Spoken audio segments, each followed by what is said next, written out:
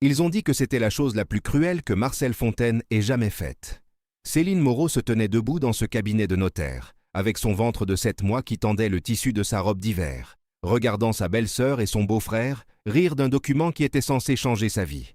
Et tout ce qu'elle pouvait faire, c'était fixer la petite clé rouillée posée sur la table en chêne devant elle. Une ferme dans le Périgord noir, une bâtisse condamnée, à moitié effondrée, perdue au milieu des collines de Dordogne que personne ne voulait, que personne ne pouvait vendre, et que tout le monde s'accordait à dire qu'on aurait dû démolir depuis 20 ans. Mais ce que personne dans cette pièce n'aurait pu prédire, ce que personne qui passait sur la route départementale longeant les vieux murs de pierre de la ferme du Moulin-Bas n'aurait pu imaginer, c'est que dans les entrailles de cette bâtisse oubliée se cachait quelque chose de si extraordinaire, de si impossible, de si soigneusement dissimulé au monde entier, que cela n'allait pas seulement rendre Céline riche, mais laisser tout un département sans voix. Le cabinet de maître Deschamps se trouvait au premier étage d'un immeuble étroit en pierre de taille, sur la place principale de Périgueux. C'était le genre d'endroit qui sentait le vieux papier et la cire d'abeille, avec des diplômes encadrés sur les murs couleur crème, et une secrétaire qui parlait à voix basse, comme si l'ensemble du bâtiment était perpétuellement en train de traiter une affaire grave. En ce matin du 7 février, Céline Moreau était assise dans une chaise qui se sentait trop rigide, trop formelle pour quelqu'un qui portait un manteau d'occasion et des bottines rapiécées à la semelle avec de la colle à bois. Elle avait 34 ans. Ses cheveux châtains étaient attachés avec un élastique trouvé au fond de son sac. Son ventre de 7 mois reposait contre le bord de la table, et elle avait posé les 2 mains dessus, machinalement, comme elle le faisait toujours maintenant. Ce geste devenu une habitude depuis que Thomas n'était plus là pour le faire à sa place. Thomas Fontaine était mort 6 semaines plus tôt. Un accident de la route sur une nationale mouillée par la pluie de novembre, un camion qui avait déboîté, et puis plus rien.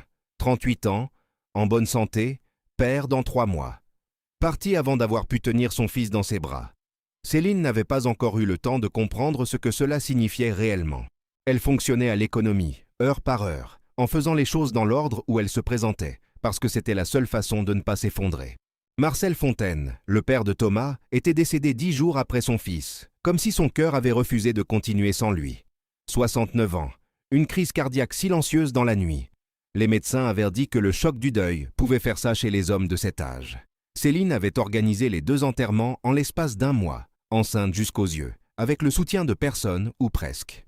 Son beau-frère Renaud, 45 ans, dirigeait une entreprise de négoce de vin à Bordeaux, avec le genre de succès modéré qui lui permettait de porter des costumes bien coupés et de parler de ses investissements lors des repas de famille. Sa belle-sœur Isabelle, 42 ans, avait épousé un chirurgien de Toulouse et communiquait principalement par messages vocaux de 30 secondes envoyés le dimanche soir. Ni l'un ni l'autre n'avait aidé à organiser les funérailles. Ni l'un ni l'autre n'était venu voir Céline après l'enterrement de Marcel pour lui demander si elle avait besoin de quoi que ce soit. Elle le savait non parce qu'on le lui avait dit, mais parce que son téléphone était resté silencieux. Maître Deschamps était un homme compact dans la soixantaine, avec des lunettes à monture d'écaille, et l'énergie posée et mesurée de quelqu'un qui avait annoncé de mauvaises nouvelles des centaines de fois, et avait appris que la meilleure façon de le faire était régulièrement et sans détour. Il lut le testament dans l'ordre où il avait été rédigé. Renaud recevait le compte d'épargne, qui contenait 42 000 €, ainsi que la maison de ville de Périgueux, que Marcel louait depuis 10 ans, et la collection de bouteilles de Bordeaux Grand Cru stockées dans une cave climatisée de la propriété.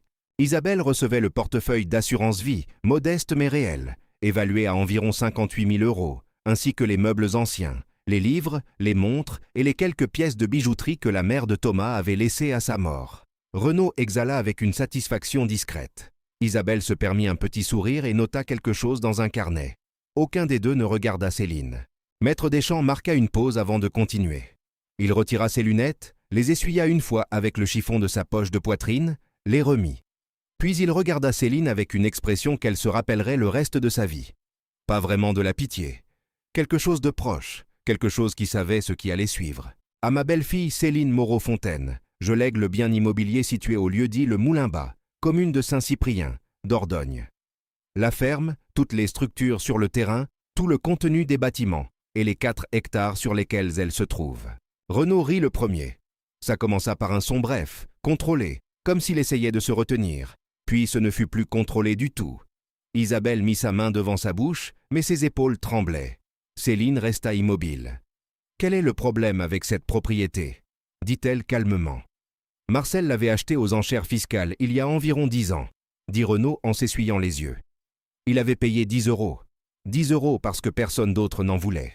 Il parlait toujours de la retaper un jour. Il ne l'a jamais fait. La direction départementale des territoires lui avait envoyé plusieurs mises en demeure pour qu'il la rénove ou la démolisse. Elle est frappée d'un arrêté de péril, ajouta Isabelle, retrouvant son calme. Il y a eu un incendie partiel il y a des années. Une partie du toit s'est effondrée.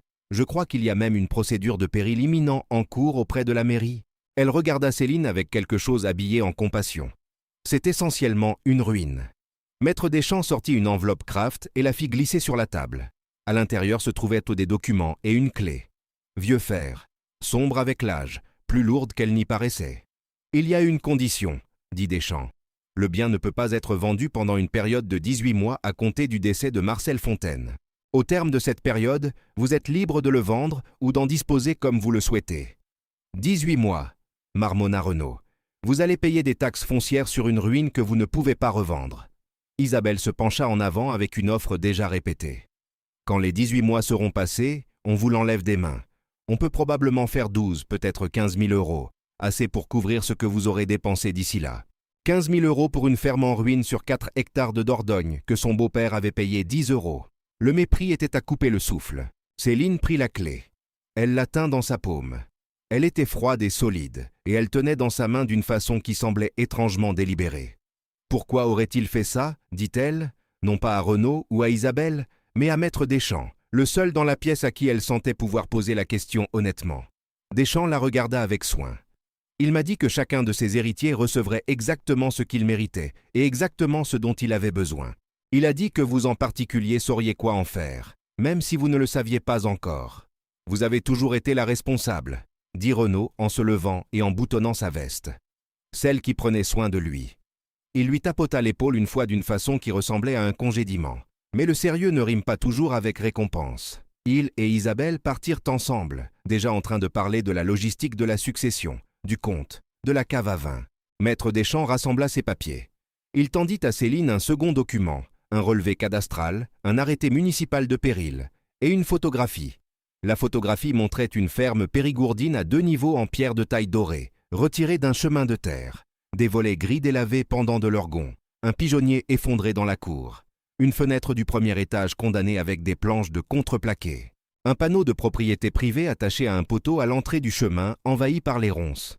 Céline resta seule à la table d'acajou avec une enveloppe, une clé, une photographie et un enfant qui donnait des coups de pied dans son ventre depuis 10 minutes comme pour lui rappeler qu'il était là, lui, que quelque chose continuait. Elle regarda la photographie longtemps. Elle n'avait nulle part où aller. Depuis la mort de Thomas, elle vivait dans l'appartement qu'ils louaient ensemble à Bergerac. Mais le bail se terminait fin mars, et elle n'avait pas les moyens de le renouveler avec son seul salaire d'assistante sociale. Un salaire qui allait s'interrompre dans 8 semaines avec le congé maternité. Elle avait 1 100 € sur son compte, un bébé à naître dans 2 mois, et maintenant une ferme condamnée dans un département qu'elle connaissait à peine. Son beau-frère pensait que c'était une blague. Sa belle-sœur pensait que c'était une insulte. Mais Céline Moreau regarda cette photographie et vit quelque chose qu'aucun des deux n'avait regardé d'assez près pour remarquer. À travers tous les dégâts et la décrépitude, à travers les volets cassés et le pigeonnier effondré et les fenêtres condamnées, la structure de cette ferme était encore debout. Quoi qu'on lui ait fait subir, quelles qu'aient été les années de négligence et d'un incendie et des hivers du Périgord, les murs étaient encore là. Et parfois, pensa Céline en refermant les doigts sur la clé, les murs sont toute la question. Elle rangea la clé dans son sac, remercia Maître Deschamps et sortit dans le froid de février. Elle s'assit dans sa voiture, posa les 2 mains sur son ventre et resta ainsi quelques minutes sans rien faire. Puis elle tapa « Le Moulin-Bas, Saint-Cyprien, Dordogne » dans son téléphone et mit le contact. Le trajet jusqu'à Saint-Cyprien prit 1h30. Céline conduisit avec le genre de calme concentré qui était devenu son mode par défaut depuis 6 semaines. La radio éteinte, les yeux sur la route, l'esprit occupé à faire des calculs sans bonne réponse de la façon dont il le faisait en permanence, depuis que tout s'était effondré en même temps. Les faubourgs de Périgueux cédèrent la place à des bourgs plus petits, puis plus petits encore, et finalement aux longues étendues de campagne périgourdines, là où le paysage s'ouvrait sur des champs de noyers dépouillés, des lignes de peupliers le long des rivières, et des fermes en pierre blonde posées si loin de la route qu'elle semblait en vouloir se faire oublier. Céline avait grandi dans un village de Corrèze, pas très loin de là. Elle connaissait ce type de campagne. Elle savait comment le silence s'y posait différemment, plus lourd et plus honnête que le silence des villes. Elle savait l'odeur de la terre après la pluie de janvier et la qualité particulière de la lumière sur les collines en fin d'après-midi d'hiver. Il y avait quelque chose dans le fait de s'enfoncer dans ce paysage, qui ressemblait moins à arriver quelque part de nouveau et davantage à revenir quelque part qu'elle avait quitté sans le vouloir. Le GPS la fit sortir de la nationale sur une route départementale, puis sur un chemin communal, puis sur un chemin de terre entre deux haies de chêne dont les branches se rejoignaient au-dessus d'elle comme une voûte. Une vieille boîte aux lettres en fer penché portait le numéro 14 presque illisible sous une couche de rouille. Céline s'engagea lentement, le gravier crissant sous les pneus. Elle roula peut-être une centaine de mètres avant que la ferme apparaisse dans son intégralité, et elle arrêta la voiture complètement. La photographie que Deschamps lui avait remise n'avait pas rendu justice à la réalité. Sur la photographie, la distance avait adouci les choses. En personne, il n'y avait pas d'adoucissement. La ferme du Moulin-Bas était un corps de bâtiment en L, de pierre calcaire blonde, sur 2 niveaux, posé sur un soubassement de lauze, et elle avait l'air d'avoir perdu une longue dispute avec le temps depuis au moins 30 ans. La toiture du pigeonnier s'était effondrée vers l'intérieur, ne laissant qu'un cylindre de pierre ouvert au ciel. Chaque ouverture du rez-de-chaussée était soit condamnée avec du contreplaqué, soit brisée. Le bois gonflé par l'humidité, les encadrements de pierre noircies de moisissure. L'incendie qu'Isabelle avait mentionné avait ravagé l'aile droite du premier étage. Le mur extérieur là-haut était noirci et bombé vers l'extérieur, et une section de la toiture au-dessus s'était effondrée vers l'intérieur, laissant une blessure ouverte dans la ligne de faîtage qui exposait les chevrons sombres au ciel d'hiver. Les ronces avaient envahi la cour complètement. Un vieux abreuvoir en pierre était à moitié englouti par la végétation. L'arrêté de péril, plastifié et attaché à un piquet en métal près de l'entrée du chemin, était décoloré mais lisible. Le tampon de la mairie de Saint-Cyprien encore visible. Céline sortit de la voiture lentement, une main sur le bas du dos comme elle le faisait maintenant pour tout mouvement qui demandait un effort. Elle fit le tour complet de la bâtisse à pied, comme elle avait appris à le faire lors des visites à domicile dans son travail d'assistante sociale. Évaluer la périphérie avant d'entrer. Regarder les fondations, la ligne de toit, les murs extérieurs. Le soubassement en lauze était ancien, mais massif. Le mortier s'effritait par endroits, mais les pierres elles-mêmes étaient énormes et parfaitement stables.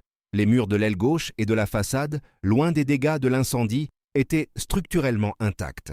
La pierre était poreuse par endroits, mais la maçonnerie tenait. L'aile droite et une partie de l'arrière étaient une autre affaire. L'incendie avait fait un travail sérieux là-bas, et les années d'exposition avaient ajouté le reste, mais les murs porteurs étaient là. Céline s'arrêta à l'arrière de la propriété, et regarda la ferme de loin et s'obligea à la voir non pas telle qu'elle était, mais telle qu'elle pourrait être. De belles proportions, des ouvertures généreuses, une grange en pierre à moitié debout sur le côté gauche de la cour, et une rivière, la Dordogne, ou l'un de ses affluents, qu'elle pouvait entendre sans encore voir, qui courait le long de la limite inférieure des 4 hectares. Elle retourna à la voiture et prit la clé dans l'enveloppe. La porte principale était fermée par une chaîne cadenassée, dont la rouille avait presque fait le travail à sa place. Elle n'eut pas besoin des cisailles qu'elle s'était arrêtée acheter sur la route. Une pression ferme et la chaîne céda avec un claquement sec. Elle utilisa la vieille clé de fer dans la serrure de la porte. Elle résista en grinçant, puis tourna avec un claquement mécanique profond qui se répercuta contre les pierres du porche. Céline poussa la porte. L'odeur vint en premier. Bois humides, cendres, vieille terre, et quelque chose en dessous qu'elle ne put pas encore nommer. Quelque chose de sec et légèrement sucré, comme du vieux papier ou de la lavande séchée. Elle se tint dans l'embrasure et laissa ses yeux s'adapter à la pénombre intérieure. Puis elle posa une main sur son ventre et dit, à voix basse, « Parce que c'était devenu une habitude depuis 3 mois, tu vois ça, toi? On va voir ce qu'on peut faire de tout ça. » Puis elle entra.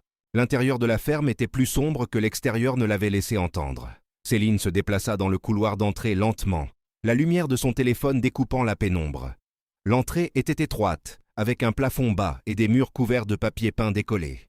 Un motif de fleurs de champ en bordeaux et beige qui s'était décollé du plâtre en longues bandes enroulées. Le sol était en tommette hexagonale de terre cuite, couverte d'une couche de débris, plâtre pulvérule, feuilles soufflées par les fenêtres brisées, et les restes épars de ce qui avait été des meubles. Une chaise paillée dont il ne restait que la structure en noyer, un cadre photo sans vitre dont le bois avait gonflé jusqu'à se décoller aux angles. Céline testa chaque pas avec précaution, avant d'y porter son poids. Les tommettes craquaient, mais tenaient. Elle passa dans ce qui avait été la salle principale et s'arrêta. Même à travers les dégâts, la pièce était plus grande qu'elle ne s'y attendait. Les plafonds montaient haut, à au moins 3,50 m, ce qui était inhabituel pour une ferme périgourdine de cette époque, où on gardait plutôt les volumes petits pour conserver la chaleur. La cheminée sur le mur du fond était en pierre de Dordogne du sol au plafond, large comme une armoire normande, son manteau encore intact, mais couvert d'une épaisse couche de poussière grise.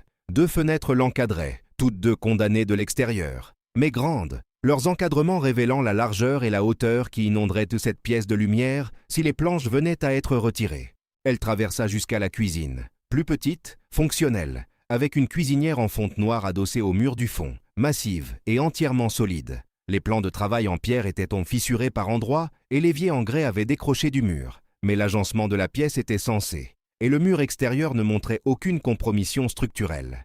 Une porte de service donnait sur ce qui avait été un appentis couvert, et au-delà, la cour et la grange, l'aile droite de la ferme. Elle s'en approcha avec précaution. Les dégâts de l'incendie étaient concentrés là dans ce qui avait dû être un bureau ou une pièce de travail, et le plafond au-dessus s'était partiellement effondré, entraînant avec lui des sections du premier étage. Céline ne s'engagea pas loin dans cette pièce. Elle se tint à son seuil, évalua et recula. Ce n'était pas là qu'elle commencerait. C'était un problème pour plus tard, quand elle aurait plus de connaissances, plus de ressources et plus d'un plan. L'escalier vers le premier étage longeait le mur intérieur gauche, loin des dégâts de l'incendie, et il la surprit. Les marches étaient lotées larges et solides, taillées dans un chêne épais qui avait à peine bougé depuis le nombre de décennies que cette maison était debout. Céline monta lentement, la main sur le mur, en testant chaque marche. Le premier étage était divisé en 3 pièces. Les 2 vers le côté droit montraient des dégâts de fumée, et dans un cas, une section de toiture effondrée qui laissait entrer une colonne de lumière grise d'après-midi. Mais la chambre du côté gauche était intacte, petite, carrée, avec une fenêtre donnant sur les champs. Son sol poussiéreux mais de niveau, ses murs en bon état. Ce serait leur chambre, au moins pour commencer. À elle et à celui qui arrivait. Ce soir-là, Céline installa un coin pour dormir sur le sol en utilisant les couvertures de sa voiture. Elle trouva une section de la cuisine qui était solide, la balaya propre avec une branche tirée de la cour et mangea du pain et du fromage qu'elle avait acheté à une épicerie de Saint-Cyprien, assise dans le faisceau de sa lampe de poche. Dehors, le Périgord était silencieux de la façon dont il l'est en février.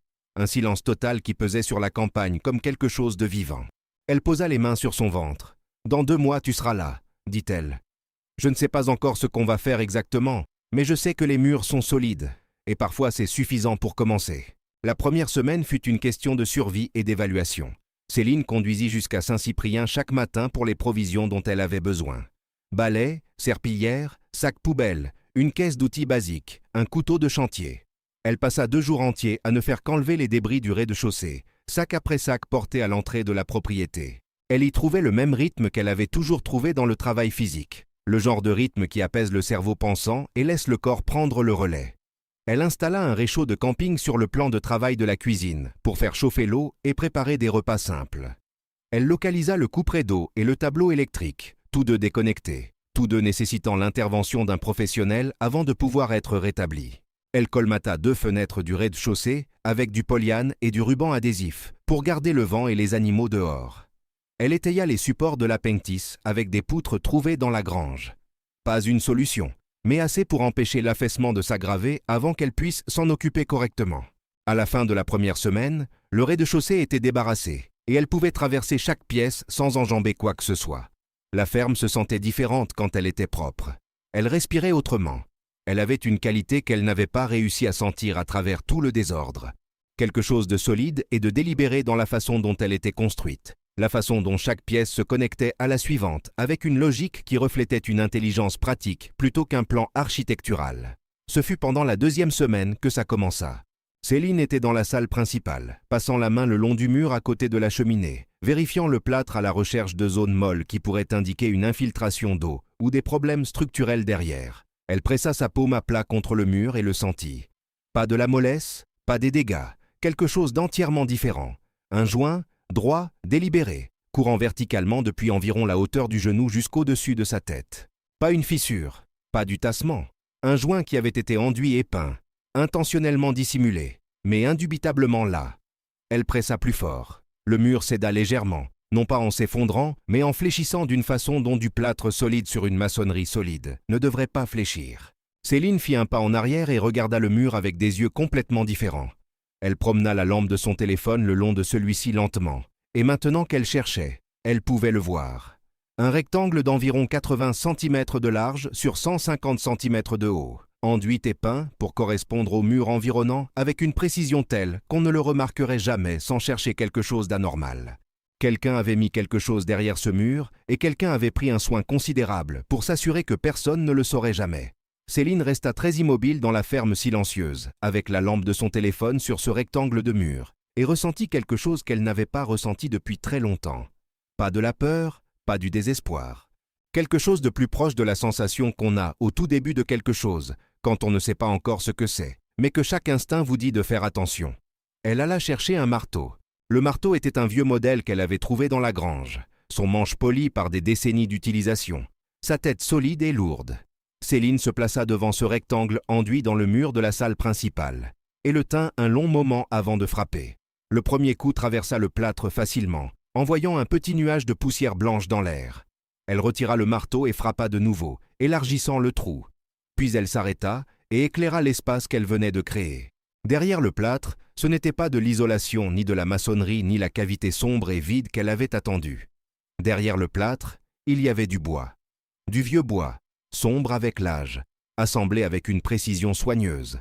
Des planches courant horizontalement, lisses et jointives. Clairement pas structurelles. Clairement quelque chose construit délibérément et ensuite caché. Céline travailla prudemment maintenant, retirant le plâtre en sections plutôt qu'en frappant fort, arrachant les morceaux avec ses mains et les posant doucement, comme si le bruit risquait de déranger ce qui était là derrière. Il lui fallut 25 minutes pour dégager assez de plâtre pour comprendre ce qu'elle regardait. C'était une armoire construite directement dans la cavité du mur, encadrée et équipée de tablettes horizontales, courant sur toute la hauteur et la largeur du rectangle qu'elle avait identifié. Le bois était de l'ébénisterie en noyer, ancien, dense et à grains fins, d'une façon que le bois moderne n'était tout simplement plus. Le travail était extraordinaire. Chaque étagère était de niveau et lisse, assemblée avec des chevilles en bois plutôt que des clous. Les assemblages serrés et propres, même après ce qui devait être des décennies scellées dans ce mur. Et sur les étagères, enveloppés soigneusement dans un tissu devenu raide et brun avec l'âge, il y avait des objets. Céline tendit la main et souleva le plus proche, le déballa lentement. C'était un pot en grès, gris clair, tourné à la main avec l'irrégularité légère qu'aucune machine n'a jamais reproduite. Elle le posa doucement et prit le suivant. Une assiette creuse en faïence, émaillée de blanc avec un décor peint à la main en bleu de cobalt. Un motif de vignes et d'oiseaux. Le genre de faïence régionale qu'on produisait dans le Quercy et le Périgord, au début du XVIIIe siècle. Un autre tissu révéla une petite boîte en buis avec un fermoir en laiton. Et à l'intérieur, niché dans un velours émeraude maintenant friable avec l'âge, des pièces de monnaie. Elle enleva une vers sa lampe. La date frappée dans le métal indiquait 1723. Elle s'assit sur ses talons et regarda ce qui se trouvait devant elle. Elle n'était pas experte en antiquité.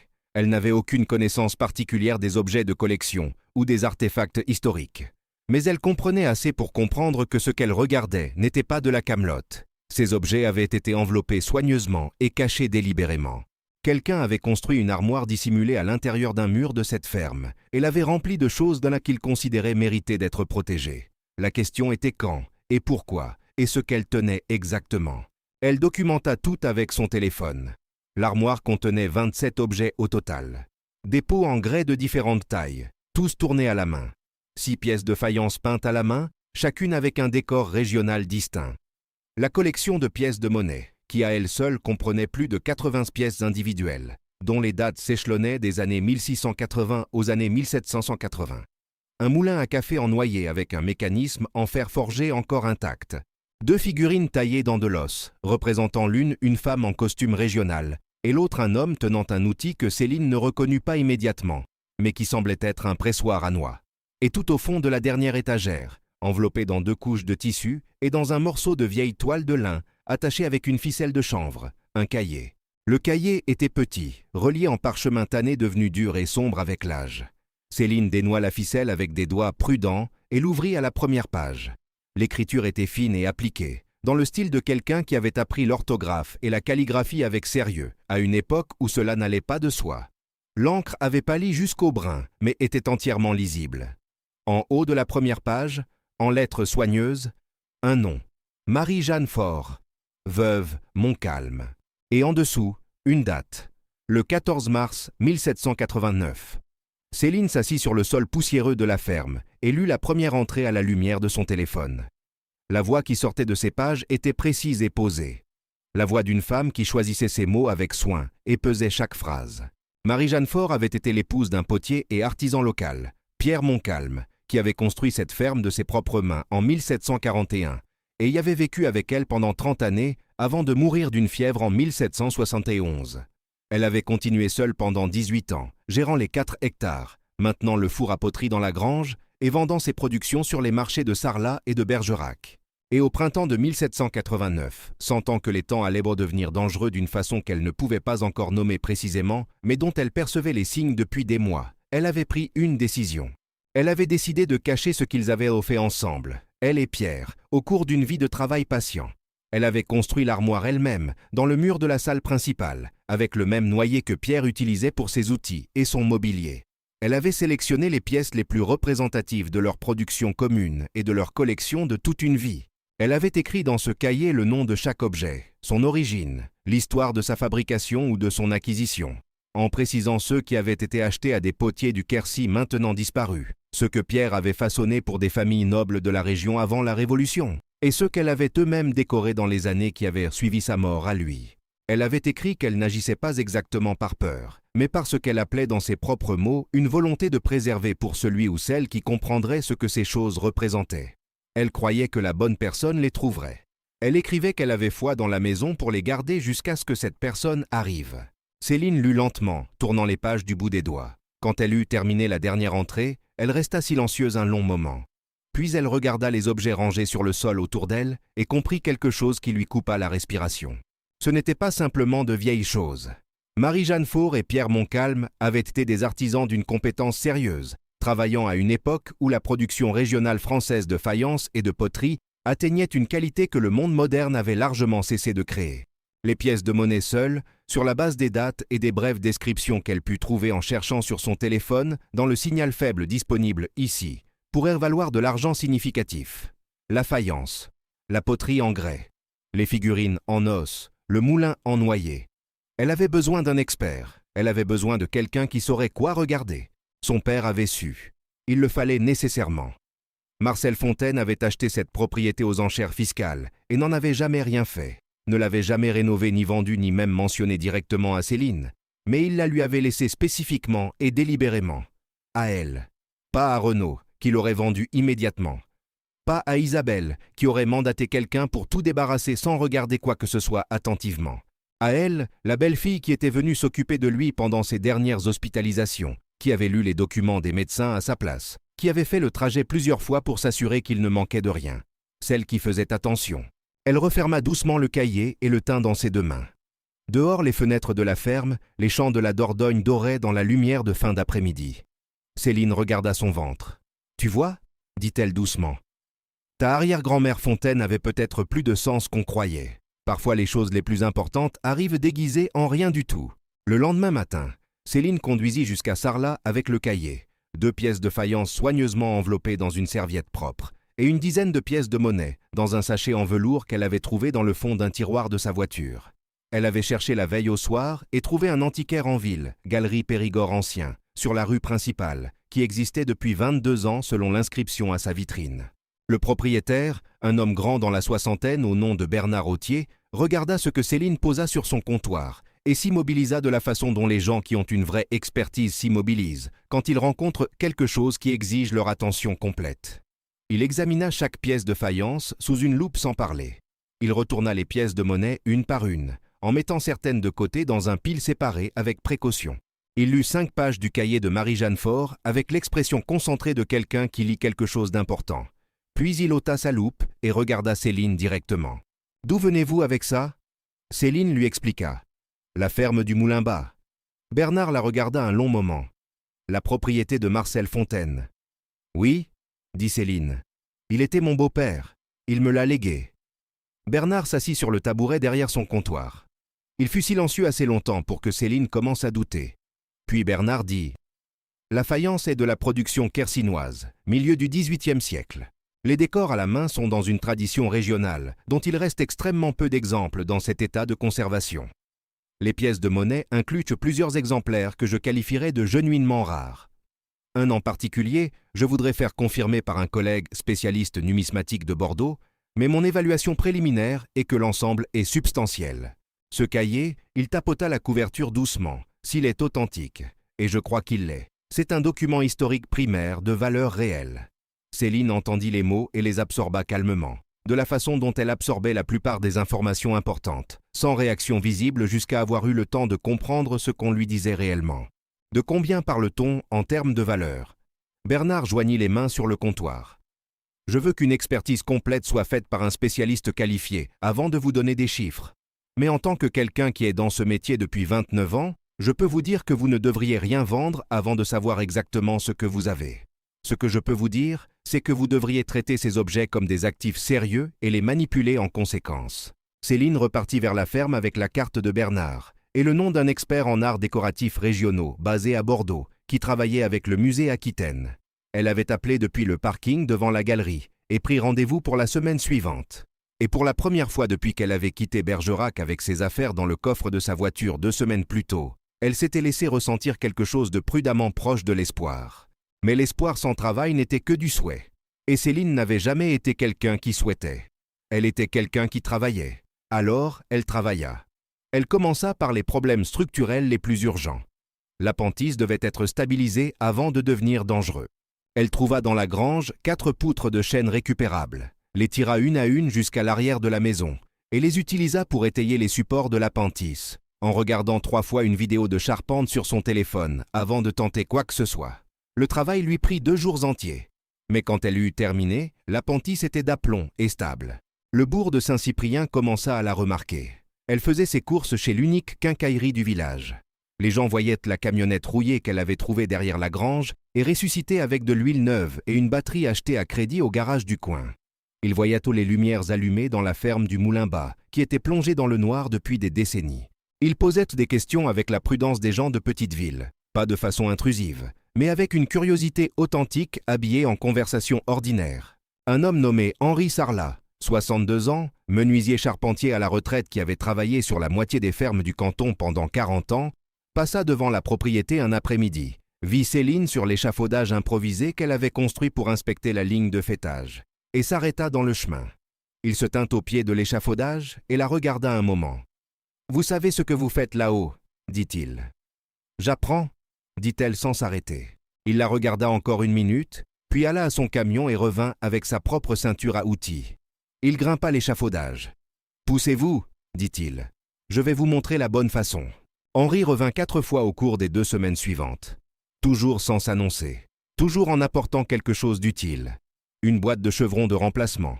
Un rouleau d'écran de sous-toiture. Une fois une feuille entière de litho. Il dit qu'il avait des restes d'un autre chantier.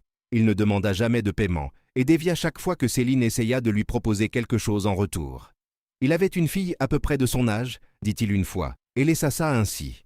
Une femme à la retraite nommée Germaine Vidal, qui habitait 2 kilomètres plus bas sur la route communale, s'arrêta un soir avec une terrine d'agneau recouverte d'un papier d'aluminium et une bouteille de Bergerac rouge. Elle dit qu'elle avait entendu parler de la femme qui remettait en état la vieille ferme Montcalm.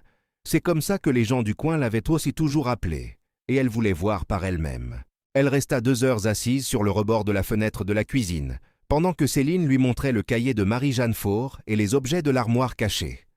Avant de partir, Germaine prit la main de Céline et dit « Cette ferme attendait quelqu'un comme vous depuis très longtemps.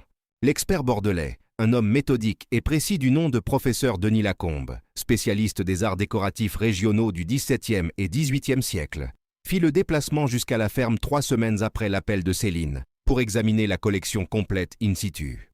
Il passa 5 heures à parcourir chaque objet, photographiant chacun, croisant les références avec ses notes, prenant ses propres mesures dans un carnet avec une intensité tranquille. Céline était assise de l'autre côté de la table de cuisine et le regardait travailler. Quand Lacombe eut terminé, il ferma son carnet et regarda Céline avec l'expression composée d'un professionnel en train d'annoncer une nouvelle importante. « Madame Moreau-Fontaine, dit-il. Je veux être précis parce que la précision a son importance ici. La faïence quercinoise est exceptionnelle. Des pièces dans cet état de conservation de cette tradition régionale sont pratiquement de qualité muséale. La collection numismatique comprend plusieurs pièces que je classerai comme genuinement rares et une qui nécessite d'envoyer des photographies à un collègue spécialiste de Paris pour confirmation. mais mon estimation de travail est conservatrice. Les figurines en os sont de beaux exemples de la sculpture sur os périgourdine du XVIIIe siècle. La poterie en grès est d'époque, et la qualité du tournage à la main est excellente. Ce cahier, il ouvrit son carnet à une page de chiffres qu'il tourna vers elle, est un document primaire d'une vraie signification historique. Voici mon estimation préliminaire. L'expertise finale prendra plusieurs semaines et impliquera 2 spécialistes supplémentaires, mais je veux que vous ayez un chiffre de travail pour que vous compreniez ce que vous avez en main. Céline regarda la page. La fourchette que le professeur Lacombe avait écrite couvrait la collection dans son ensemble. Le bas de son estimation était 280 000 €. Le haut était 380 000 €. Céline lut ces chiffres 2 fois, puis elle leva les yeux vers Lacombe. Il hocha la tête une fois, confirmant ce qu'elle avait lu. Dehors les fenêtres de la ferme, les champs de la Dordogne étaient verts et larges, et entièrement indifférents au fait que tout venait de changer. Elle appela maître Deschamps le lendemain matin. Elle lui expliqua la situation, la nature des objets découverts, et lui demanda directement quelle était son exposition juridique. Deschamps fut d'un calme caractéristique. Les artefacts ont été découverts à l'intérieur de la propriété, après que le titre de propriété vous eût été transféré. Ils n'étaient pas inventoriés dans la succession parce que personne ne savait qu'ils existaient. Selon le droit de la propriété français, les biens découverts dans un immeuble hérité après transfert de titre appartiennent aux détenteurs du titre. Leur réclamation n'a aucun fondement. Cependant, il ajouta, cela ne signifie pas qu'ils ne déposeront pas quelque chose quand même. Les gens déposent pour des raisons autres que gagner. Ils déposent pour créer de la pression, pour générer des coûts juridiques, pour épuiser quelqu'un qui a selon eux moins de ressources. Céline absorba ceci. Combien coûterait une défense? Deschamps fut honnête. S'ils déposent et poussent jusqu'à la procédure, vous regardez des honoraires significatifs, potentiellement 30 à 50 000 € selon jusqu'où ils vont, face à une collection valant potentiellement près de 400 000 €. C'est un chiffre significatif, mais pas ruineux compte tenu de ce que vous protégez. Céline le remercia et raccrocha. Elle s'assit à la table de cuisine de la ferme que Marie-Jeanne Faure avait tenue seule pendant 18 ans et réfléchit à la nature de ce qui se passait. Ses beaux-frères et belles-sœurs avaient tout ri de son héritage. Ils lui avaient proposé 15 000 € pour une terre et une bâtisse que l'on comprenait maintenant contenir potentiellement 400 000 € en artefacts historiques. Ils étaient repartis de la lecture du testament sans se retourner, certains d'avoir reçu tout ce qui avait de la valeur et de lui avoir laissé rien. Et maintenant que le rien avait révélé être quelque chose d'extraordinaire, ils voulaient une part. Non pas parce qu'ils l'avaient sur le mérité, non pas parce qu'ils avaient travaillé pour cela, ou y avaient sacrifié quoi que ce soit, mais parce que ça existait et qu'ils ne l'avaient pas. La mise en demeure formelle arriva 9 jours plus tard. Une lettre d'un cabinet de Bordeaux représentant Renaud et Isabelle conjointement, affirmant une réclamation sur les artefacts au motif qu'ils constituaient des actifs successoraux non déclarés et demandant la cessation immédiate de toute vente ou transfert en attendant la résolution. Céline la lut 2 fois, la posa sur la table de cuisine, la photographia et envoya la photo à Deschamps. Sa réponse arriva dans l'heure. Attendu. Je gère la réponse. Ne vous inquiétez pas. Elle n'était pas inquiète exactement. Elle était fatiguée de la façon spécifique dont on se fatigue quand on a tout fait correctement et qu'on se retrouve quand même à devoir le défendre. Mais elle avait affronté des choses plus difficiles qu'une lettre de mauvaise foi. Elle avait affronté une bâtisse condamnée enceinte de 7 mois et 1 000 € en poche. Elle avait affronté 6 semaines à gérer seule un deuil, un bébé à naître et une vie à reconstruire depuis zéro. Elle avait affronté un mur qui avait besoin d'un marteau et du courage pour le balancer. Quoique Renaud et Isabelle lui envoient ensuite, elle l'affronterait de la même façon, directement et sans vaciller. L'audience fut fixée à un jeudi matin de début novembre, au tribunal judiciaire de Périgueux. Un bâtiment solide en pierre de taille, sur le boulevard qui sentait le parquet ciré, et le bois vieux, dans la quiétude institutionnelle particulière des lieux, où se tranchent les choses sérieuses. Céline arriva tôt avec maître Deschamps, qui avait fait le trajet la veille et passé la nuit à l'hôtel, pour ne pas le faire 2 fois. Il portait une sacoche en cuir que Céline avait appris à comprendre, contenait tout ce que Marcel Fontaine avait jamais dit, écrit ou communiqué à son notaire concernant le testament, organisé et documenté avec la minutie d'un homme qui avait anticipé exactement ce moment. Renaud et Isabelle arrivèrent ensemble avec 2 avocats d'un cabinet de Bordeaux. Renaud portait un costume sombre et regardait droit devant lui. Isabelle portait du gris et regarda Céline une fois dans le couloir, avec une expression qui semblait vouloir communiquer du regret, mais communiquait surtout de l'anxiété. La juge assignée à l'affaire était une femme du nom de Madame la juge Élise Garnier, 58 ans, avec une réputation dans le ressort de Périgueux, pour avancer dans les dossiers efficacement, et ne tolérer que très peu ce qu'elle considérait comme un gaspillage du temps du tribunal. Deschamps présenta en premier. Il était méthodique et serein, de la façon dont Céline avait appris à s'y attendre en toute chose. Il soumit la documentation de chaque entretien qu'il avait eu avec Marcel Fontaine lors de la rédaction du testament, ses propres notes détaillées de chaque session, et un acte authentique qu'il avait fait signer à Marcel 6 mois avant sa mort, traitant spécifiquement de la ferme du Moulin-Bas. Il présenta ce document à la juge Garnier en expliquant que Marcel Fontaine avait anticipé un contentieux juridique et avait pris des dispositions délibérées pour y faire obstacle. L'acte indiquait clairement et dans les propres mots de Marcel que la propriété du Moulin-Bas était léguée à Céline Moreau-Fontaine dans son intégralité, incluant toutes les structures, tout le terrain et tout le contenu des bâtiments, connus et inconnus, et que cette répartition reflétait son jugement réfléchi et volontaire, pris en pleine possession de ses facultés. La juge Garnier lut l'acte soigneusement. Elle le posa et regarda les avocats de Renaud et Isabelle par-dessus ses lunettes, avec une expression qui n'avait pas besoin d'interprétation. L'avocat adverse avança alors l'argument secondaire, celui que Céline avait redouté le plus. Il suggéra que la présence prolongée de Céline en tant que personne de confiance dans les dernières années de la vie de Marcel Fontaine représentait une opportunité d'influence et que la nature disproportionnée du legs justifiait un examen des circonstances dans lesquelles le testament avait été rédigé. C'était l'argument qui transformait un dépôt juridique en quelque chose de personnel. La suggestion que Céline avait manipulé son beau-père, que sa sollicitude avait été stratégique plutôt que sincère, que la femme qui avait fait le trajet et organisé les médicaments et accompagné les hospitalisations l'avait fait pour se positionner en vue d'un héritage. Céline était assise à la table aux côtés de Deschamps et gardait son visage immobile. Elle s'y était préparée. Elle avait su que ça viendrait à l'instant où Renaud avait passé son premier appel. Ça faisait toujours aussi mal. Non pas parce que ça ébranlait sa certitude quant à ce qu'elle avait fait et pourquoi, mais parce que ça réduisait quelque chose de réel et d'humain et de difficile à une tactique juridique. Et cette réduction était sa propre forme de cruauté.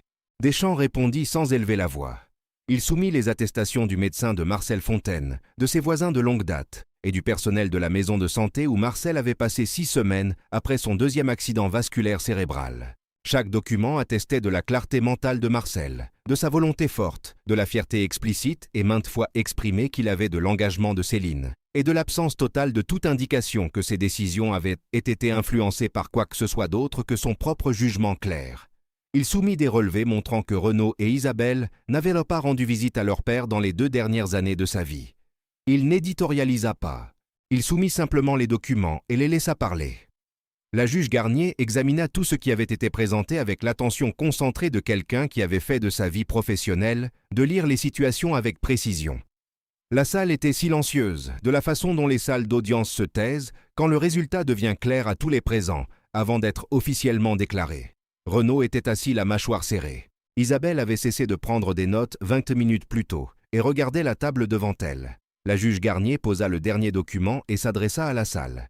Elle dit que la réclamation d'actifs successoraux non déclarés n'était pas étayée par le libellé du testament ni par l'intention documentée du testateur. Elle dit que la réclamation d'influence n'était soutenue par aucune preuve présentée et était en fait directement contredite par la documentation substantielle fournie par la défense.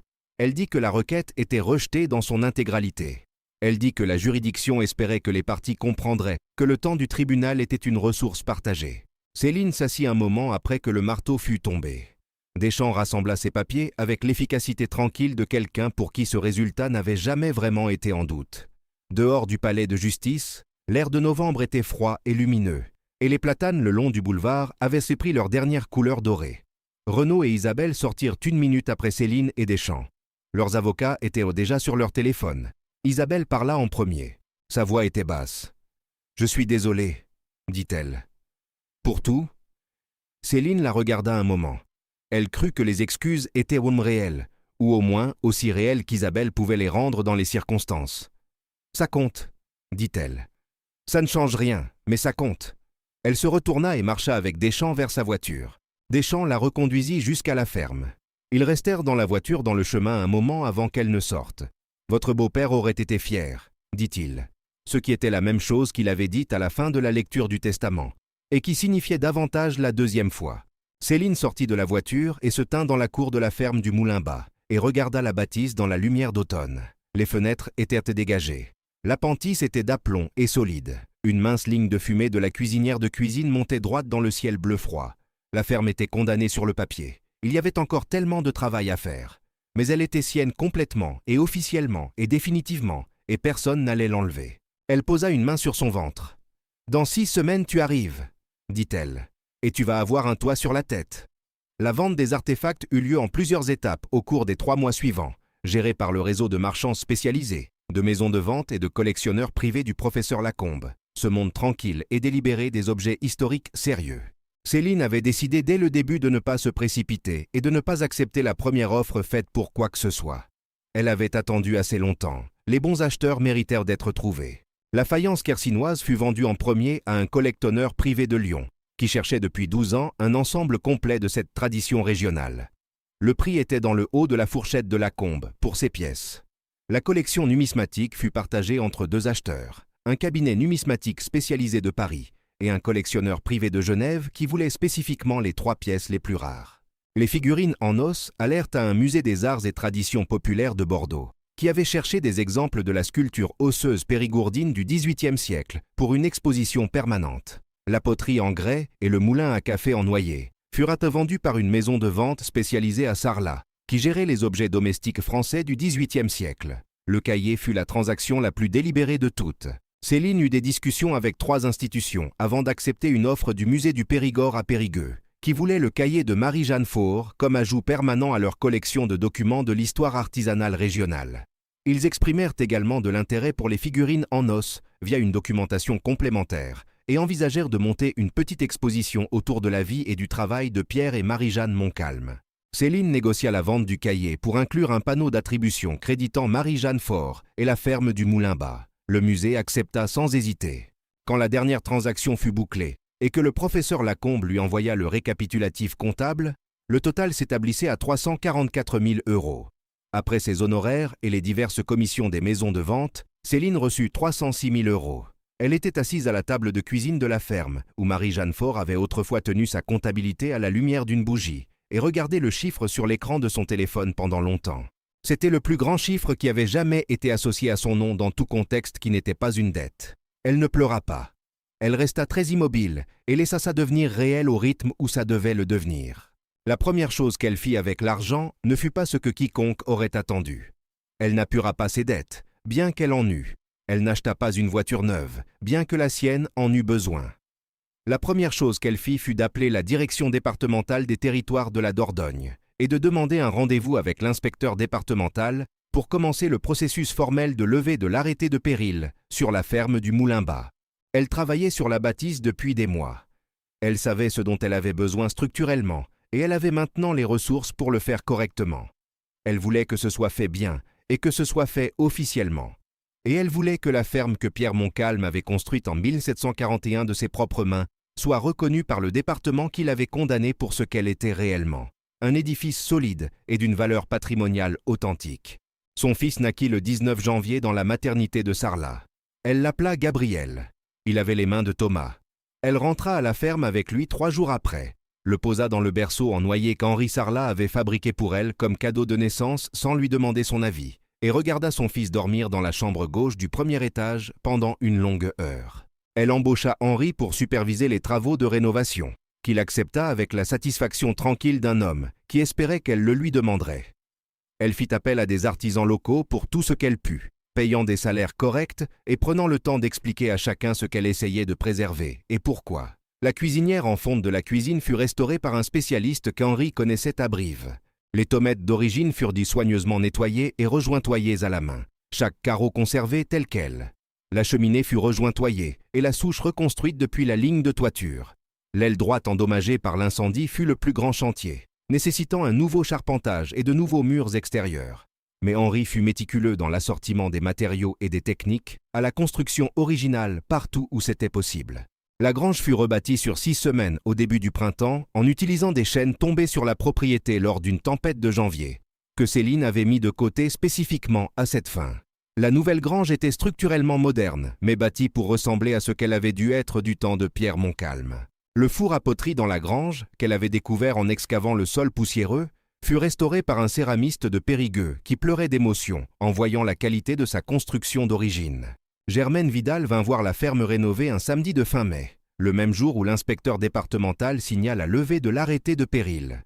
Elle se tint dans la cour, qui était propre et plantée d'un jardin potager le long du mur sud, et regarda la ferme, la cour, la grange et les champs au-delà avec l'expression de quelqu'un qui regarde quelque chose être rendu à ce qu'il avait toujours mérité d'être. « C'est comme ça qu'elle était », dit-elle doucement. « Dans les vieilles photos du cadastre, c'est exactement comme ça qu'elle était. » Céline se tint à côté d'elle et regarda aussi. Elle n'avait jamais vu ces photos, mais elle l'avait rebâtie jusqu'au même endroit. Ce soir-là, après que tout le monde fut parti, Céline monta sur la terrasse en bois récupérée qu'elle avait fait construire à l'arrière de la ferme. Gabriel endormit dans ses bras enveloppé dans son manteau, dans le noir tiède d'un soir de mai. Les champs étaient invisibles autour d'elle, et la rivière audible à la limite inférieure des 4 hectares, et la ferme solide sous ses pieds. Elle pensait au matin de la lecture du testament. Renaud qui riait, et Isabelle qui secouait la tête et la clé froide et lourde dans sa paume. Elle pensait au mois dans l'appartement de Bergerac, à tenir seule un deuil double avec un enfant qui grandissait en elle. Elle pensait au marteau dans sa main, et au mur qui avait cédé, et aux objets enveloppés dans du brun sur une étagère, qui avait attendu dans le noir pendant 230 ans, exactement la bonne personne pour les trouver. Son téléphone vibra. Un message de Renaud. Il disait seulement « On m'a dit que c'est magnifique, je suis content pour toi ». Céline le lut une fois et posa son téléphone face vers le bas sur la rambarde. Elle répondrait peut-être « Pas ce soir ». Ce soir appartenait à la ferme, et aux champs, et à la rivière, et à Gabriel endormi contre son manteau, et à la femme dont le cahier lui avait dit que la bonne personne viendrait, et au beau-père qui avait su avec la certitude tranquille d'un homme qui comprenait parfaitement ses proches, exactement qui cette personne serait. Marcel Fontaine avait payé 10 € pour une ferme condamnée, et l'avait laissée à la belle-fille que tout le monde plaignait. Ce qu'il lui avait réellement donné, c'était tout. Pas les artefacts, pas l'argent, pas même la terre. Ce qu'il lui avait donné, c'était la chance de découvrir ce dont elle était faite quand tout le reste avait été enlevé et qu'il ne lui restait plus qu'elle-même et une clé qui s'emboîtait dans une serrure que personne d'autre n'avait pris la peine d'ouvrir. Elle l'avait ouverte, elle était entrée. Et ce qu'elle avait construit de l'autre côté de cette porte, la maison, la vie, la preuve de sa propre capacité, valait plus que n'importe quel chiffre que le professeur Lacombe avait jamais noté dans son carnet. Céline Moreau regardait les champs sombres de la Dordogne et respirait l'air frais du soir de mai et sentait, pour la première fois depuis plus longtemps qu'elle ne pouvait s'en souvenir, son fils vivant et chaud dans ses bras, et la ferme solide sous ses pieds, et la rivière qui chantait au fond du noir, complètement et entièrement en paix.